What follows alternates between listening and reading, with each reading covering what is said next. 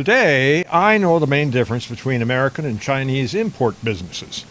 It's called total quality management, and it covers every aspect from the manufacturing floor to the delivery at your door. At one time, products made in countries bordering the Western Pacific were thought of as second-rate. That was when the Japanese figured out how to make transistor radios about the size of a pack of cigarettes. Very popular, very inexpensive, but not so reliable, and no guarantee of replacements or parts for the longest time. W. Edwards Deming is credited with the development of continuous measurable improvement. CMI is the manufacturing component that's allowed Japanese auto companies like Toyota, Honda, and Mitsubishi to dominate the industry by making vehicles that have routinely stayed on the road over 250,000 miles. I'm old enough to remember when you hit 50,000 miles, it was time to trade old Betsy in on a new one. Not anymore. South Korea has become a major player in the world's auto industry with its Kia brand. The only major player in the world that has failed to keep up with the best practices in marketing, manufacturing, and distribution is China.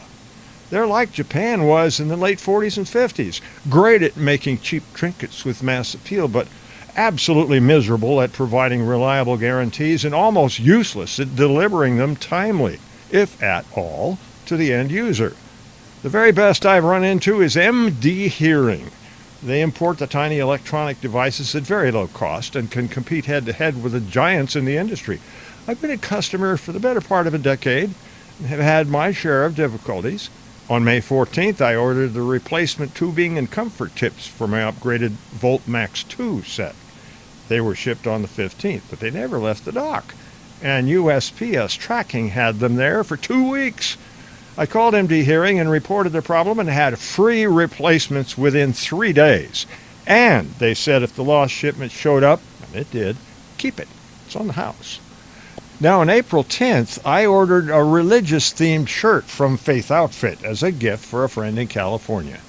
Tracking showed it left the factory in China on the 18th, arriving in Compton on the 24th. It was supposedly delivered to the proper address the next day, only it wasn't, according to my friend's high-end video alarm system.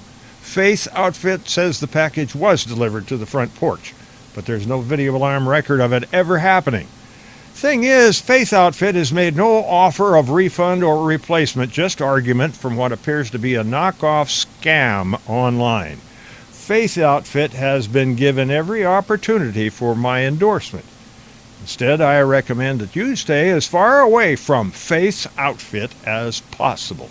And remember, improvise, adapt, overcome. Semper Fi.